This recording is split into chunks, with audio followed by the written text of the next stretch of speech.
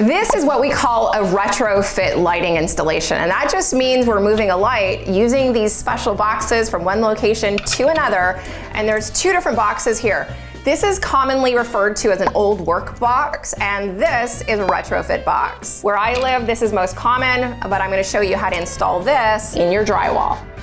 What we have here, very bad. Take a look at this. Absolutely total illegal wiring. You never want to see this. This is your mounting ring, and this is a wire, and this should be in an electrical box. It has to be by code. This is really dangerous. It's illegal. Let's fix it. I always like to double check that the power is off, especially when you're renovating in an old house. We don't know if this has been labeled correctly. Also too, when you do wiring, these are really cheap wire nuts that come with your fixture. I don't generally like to use these. That's why. Do you see that? That's a very sad connection. This needs to be in an electrical box, and I'll show you how to do this properly. This is just a hot mess. So let's just do center to center. We're just gonna move that over a bit. This would absolutely fail an electrical inspection. A lot of times your light fixtures will be attached to a stud, but not all the time. It can also be attached to backing. So let's see what we have here. Now that we have our wires straightened out and we know that we want to move our light fixture over here, we're going to template the old work box. Now, in an ideal situation, this would come with a template. Some of the times, actually a lot of the times, these unfortunately don't have templates. So what is key is to put it where you want it. So we've lined it up where we want it. We're going to hold it against the wall. And we're going to trace on the back side of the box, and this will act as our template. Go. So I'm doing it like this in case you have a drywall saw. So if you're on a tight budget, this is all you need to cut out your template. But it's actually a lot faster to use a hole saw, which is what we're going to be using, but there's a trick to make this better. If you've watched my other lighting installation videos, you guys might know this already. Gonna mask up. And the trick is, because this is retrofit and we don't know what's behind the walls, drill, hole saw goes in reverse. Let the drill do the work here.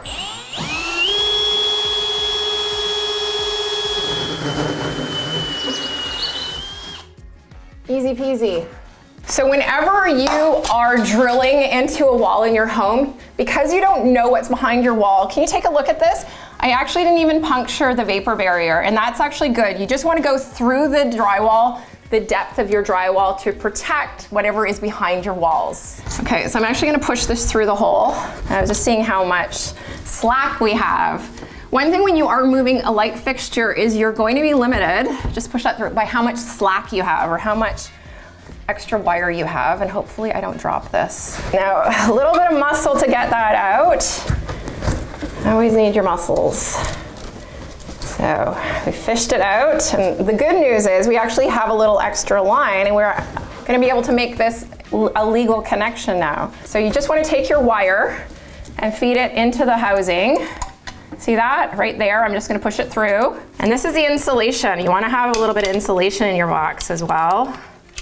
See that? I got a little bit of insulation in there, and you want to see a little bit of that just to protect your wires as it enters the housing. Another tip too is we're going to prime your clips. I've already done this off camera, but before you push a box like into the wall, we prime our clips just by moving them so that when they get in the wall cavity, they're going to open more freely. And that's just priming your clips. So once we have it, we're going to push it in. We're going to take our drill and get our clips going. There we go. Okay, ooh, you felt that? Caution, this is plastic. You don't want to go too far in with your screw because it's gonna snap your box. So when you feel it pull tight to your drywall, stop. After tightening all 3 screws, you're looking for your flange to sit flush with your drywall like this, and you're ready to install your mounting ring. So before we install our mounting ring, let's move on to our retrofit box. Now that we have installed our old work box, which Danny keeps on calling an old man box, we're gonna move on to the retrofit box and move this light fixture here over a few inches. And you're gonna notice that the clamps on this are very substantial, and that is for a reason that you're gonna see right now. Okay, now this is the elusive stencil that many of you will want, but you don't always get.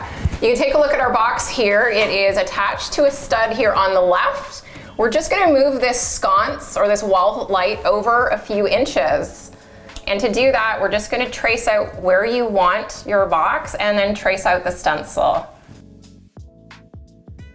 Now we are doing this because this sconce was placed in the wrong location, and this happens a lot in bathroom renovations. So I'm gonna center it up. To save time, I'm actually just gonna use my 4-inch circular hole saw, which I will link in the description.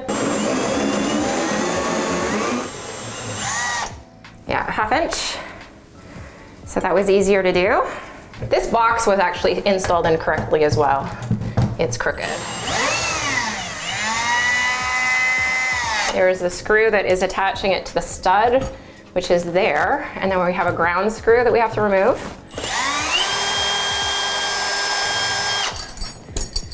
And now is the fun part where we get to get an itchy wrist. Oh, geez Louise. So we can see that the wire is being fed from above, and hopefully I have some play here. Play is good. There we go, we got play. Okay, but before we do that, I'm getting ahead of myself. Let's cut our holes here for our clips right now before we move that over. And to do that, I'm just gonna use a drywall saw. There we go. And you don't wanna overcut, so cut it a little close there. The clips are also substantially wider and longer, and it makes the box stronger.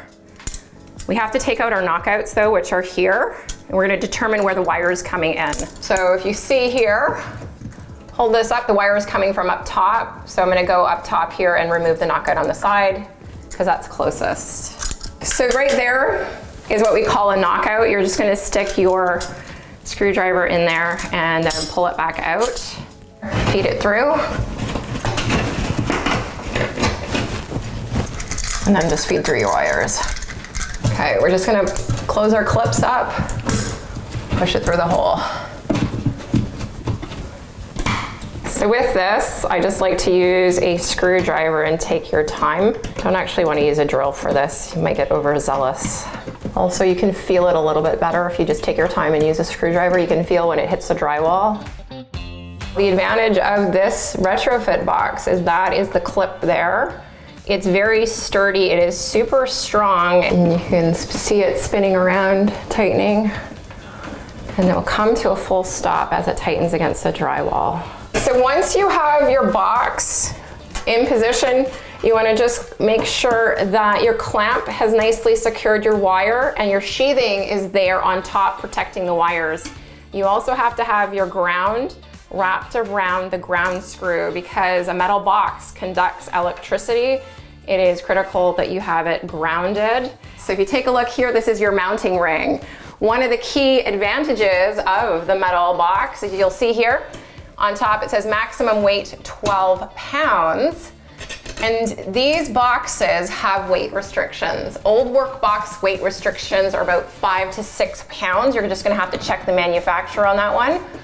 Metal boxes can accommodate double the weight. They're also more durable, stronger, and just a better quality. I'm just gonna connect these together. Just tuck them in.